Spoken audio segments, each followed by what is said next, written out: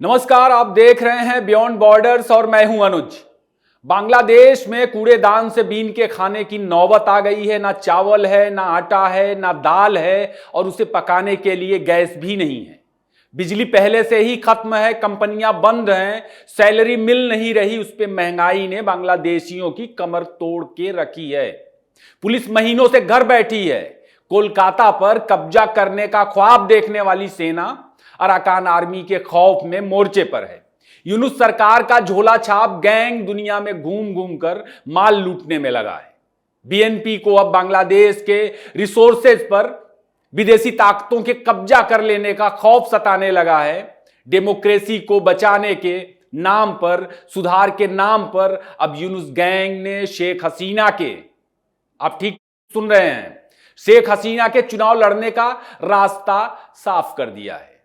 खालिदा जिया को सांप सूंघ गया और वह अस्पताल में इलाज कराने पहुंच गई है। बेकारी, महंगाई का हाल बताने की जरूरत नहीं किस कदर बांग्लादेश में है। यह बांग्लादेश की उस फिल्म का ट्रेलर है जिसकी पिक्चर आगे आपको नजर आएगी।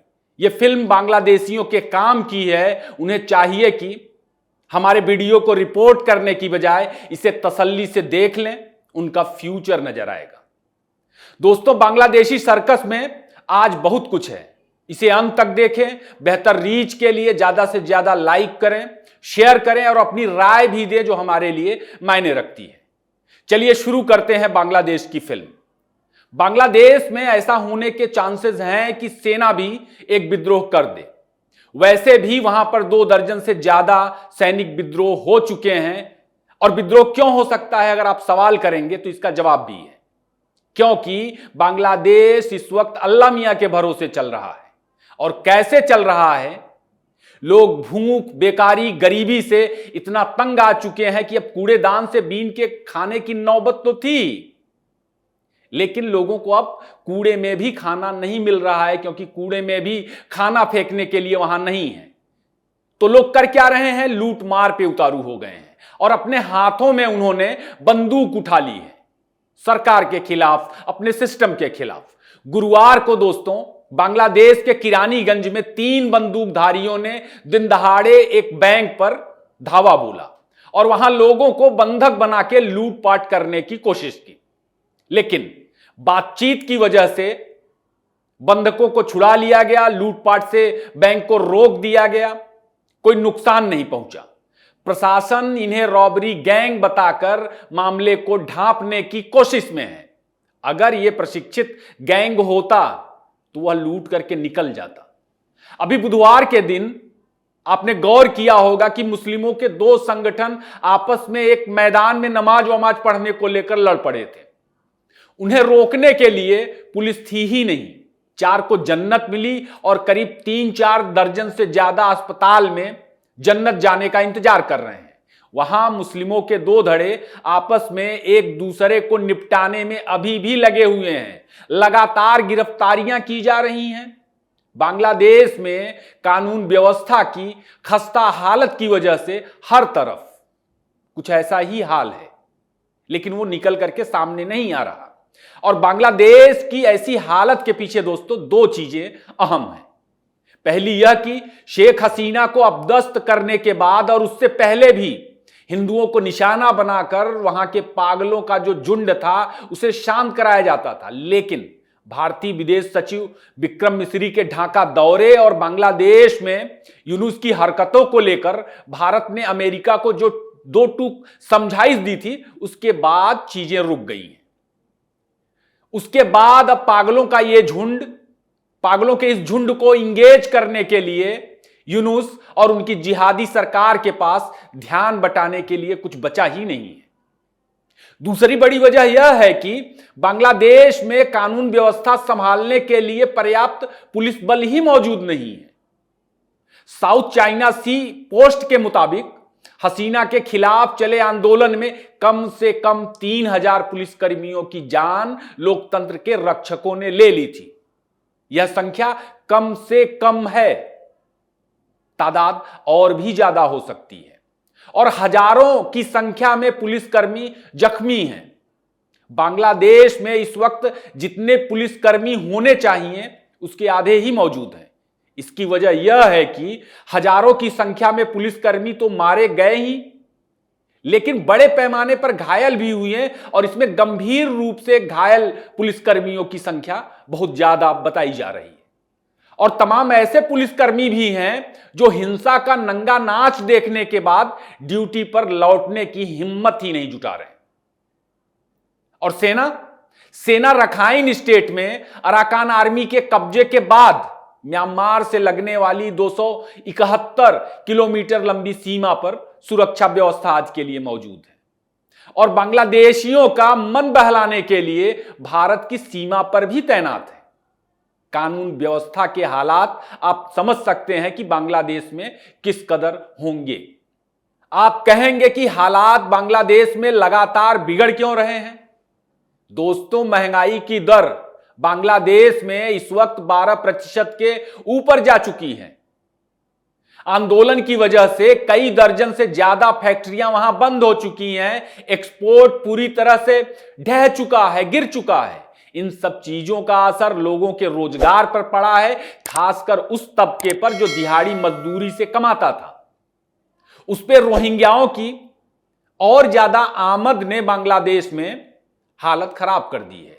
इस साल जुलाई में ही 60,000 से ज्यादा रोहिंग्या म्यांमार संकट की वजह से बांग्लादेश में आए थे। उससे पहले बांग्लादेश में करीब 1 मिलियन से ज्यादा रोहिंग्या वहां पहले से ही मौजूद थे और ज्यादा रोहिंग्या आ रहे हैं, ऐसी खबरें भी हैं। यह अमेरिकी डीप स्टेट की योजना का हिस्सा है और यूनुस रोहिंग्याओं को आने क्यों देता है? वह पैसे बनाता है। अभी सितंबर में ही अमेरिका ने $199 मिलियन का एक बड़ा एड रोहिंग्याओं के नाम पर बांग्लादेश को दिया है।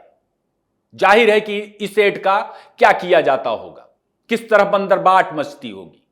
यूनुस रोहिंग्या पर एक अंतरराष्ट्रीय कॉन्फ्रेंस करवा के और मोटा फंड लाना चाहता है विदेशों से, जिसके जरिए म्यांमार और बांग्लादेश के रीजन में अमेरिकी हितों को साधा जा सके।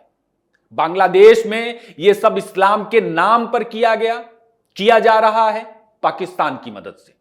शेख हसीना को हटाकर भारत विरोध में महीनों लंबा कैंपेन चलाकर और हिंदुओं का सामूहिक नरसंहार करवा के बांग्लादेश में यह सब किया गया।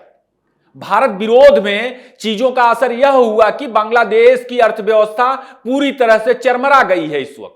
इसे आप ऐसे समझें कि बांग्लादेश के पास आज की तारीख में खाने को राशन भी नहीं है, पकाने को गैस नहीं है, खाद नहीं है, दवाई और इलाज नहीं है। भारत विरोध में पगलाया बांग्लादेश अब भारत से ही 50,000 टन चावल खरीदना चाहता है ताकि अपना पेट भर सके। देख लीजिए, सिर्फ चावल ही नहीं, चीनी, खाद, केमिकल और ना जाने क्या क्या खरीदना चाहता है बांग्लादेश। शेख हसीना के समय वहां की महंगाई दर जो 8% के आसपास थी, कोविड के बावजूद वह नवंबर महीने में ही लगभग 12% है और दिसंबर में अनुमान है कि वह 24% से ऊपर भी जा सकती है। जाहिर है फॉरेन रिजर्व जो $18 बिलियन के नीचे जा चुका है, उसका क्या होगा? बांग्लादेश खाने पीने जैसी जिन चीजों को खरीद रहा है, खरीदने की कोशिश में है, अनुमान है कि ज्यादा से ज्यादा जनवरी तक उसके रिजर्व खत्म हो सकते हैं। लेकिन यूनुस सरकार कैसे पागलों को मस्त किए हुए है, उसका नमूना ढाका ट्रिब्यून की इस खबर में देख लीजिए। ढाका में लोगों को पिछले 5 दिनों से गैस नहीं मिल रही, लेकिन सरकार गैस की किल्लत का दोष पाइपलाइन में दिक्कत बता रही है, फर्जी कनेक्शन और चोरी की बात कर रही है, जबकि किल्लत इस वजह से है कि बांग्लादेश की सरकार के पास गैस है ही नहीं और बांग्लादेश की सरकार ने गैस और यूरिया की खरीद के लिए भी प्रयास में जुटी हुई है। 90,000 टन यूरिया की जरूरत है बांग्लादेश को। इलाज के लिए बांग्लादेश के लोगों को सिंगापुर जैसे बहुत ही महंगे विकल्पों का सहारा लेना पड़ रहा है। जितनी चीजें खरीदने के प्रयास में यूनुस सरकार है, दोस्तों, बांग्लादेश का रिजर्व खाने और दवाई भर में खत्म होना तय है। आईएमएफ ने भी बांग्लादेश को जो पैकेज दिया हुआ था शेख हसीना के तख्ता पलट के बाद वहां के खस्ता हालात को देखते हुए चौथे किस्त को समीक्षा के बाद जारी करने की बात कर दी है। अमेरिकी दलाल मोहम्मद यूनुस ने पहले चीजों को हिंदू घृणा का इस्तेमाल कर संभालने का प्रयास किया था और अब वह विपक्ष को आपस में लड़ाकर सुधार के नाम पर अपने लिए, अपनी सरकार के लिए गुंजाइश बनाकर चीजों को करना चाहता है। आप देखिए कैसे चुनाव को लेकर बांग्लादेश की आजादी के बहाने यूनुस ने जो बयान दिया था, खालिदा जिया की बीएनपी ने चुनाव को लेकर यूनुस के विरोधाभासी बयानों पर तीखा पलटवार किया है। यूनुस ने घोषणा की थी कि चुनाव 2025 के अंत या 2026 के मध्य तक कराए जा सकते हैं। तारीख नहीं बताने को लेकर के दबाव बढ़ा तो यूनुस सरकार के एक सलाहकार ने कहा कि जी जून 2026 तक चुनाव होंगे बांग्लादेश में, लेकिन राजनीतिक दल कुछ सुधार के लिए तैयार होंगे तब। अब चुनाव सुधार सलाहकार बैदुल आलम ने एक बम मार दिया है। बैदुल आलम ने कहा है कि आगामी चुनाव में अवामी लीग भी हिस्सा ले सकती है। यूनुस ने ऐसा पत्ता चला है अवामी लीग के नाम पर कि जमात और बीएनपी समेत तमाम दलों और आरक्षण विरोधी छात्र संगठनों की बांग्लादेश में हवा निकल गई है। दोस्तों, बीएनपी जमात को अवामी लीग का डर दिखा रहा है कि वे चुनाव में उतरी तो वैसे ही जीत हासिल कर सकती है जैसे उन्होंने अभी कुछ महीने पहले हासिल किया था। जिस तरह बांग्लादेश में हालात हैं ऐसा हो भी सकता है क्योंकि अवामी लीग अभी भी जमीन पर मजबूत है, क्योंकि अब 4 महीने में बीएनपी और जमात जैसे संगठनों पर लोग सवाल करने लगे हैं। यूनुस की पार्टी कोई है नहीं कि वह जनता के सवालों का सामना जमीन पर कर रहा है। बीएनपी और स्टूडेंट मूवमेंट भी खुलकर यूनुस का विरोध भी नहीं कर पा रहे हैं क्योंकि इन्हीं लोगों की वजह से शेख हसीना को अपदस्थ करके यूनुस सत्ता में आया था, यूनुस को सत्ता में लाया गया था। खालिदा जिया ने तो बम ऐसा मारा है यूनुस ने, उसका असर समझिए कि खालिदा जिया ने जो दिसंबर में एक रैली करना चाहती थी, रैली प्रस्तावित थी, उसे उन्होंने रद्द कर दिया है। और उनका बेटा जो लंदन में बैठा है तारिक, उसने बिना यूनुस का नाम लिए बहुत ही तीखा निशाना साधा है।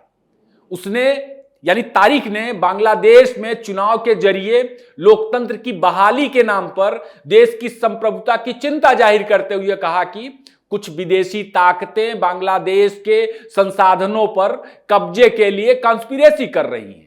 अब सवाल उठता है कि विदेशी ताकत क्या डीप स्टेट है, अमेरिकी डीप स्टेट है?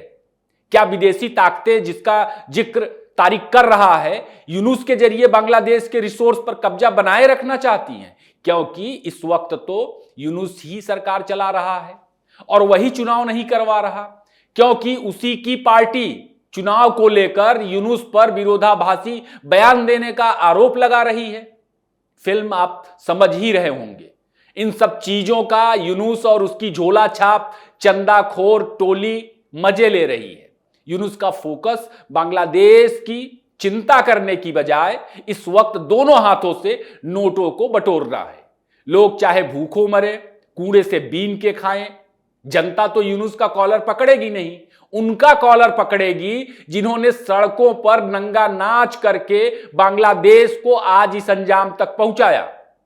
जमीन पर सवालों का सामना तो बीएनपी और जमात जैसे कट्टरपंथी राजनीतिक दलों को करना पड़ेगा और बताने की जरूरत नहीं कि खुद मुख्तार बांग्लादेश दोस्तों आज की तारीख में किस तरह सिविल वार की दिशा में आगे बढ़ चुका है और वैसी ही परिस्थितियों का सामना कर रहा है।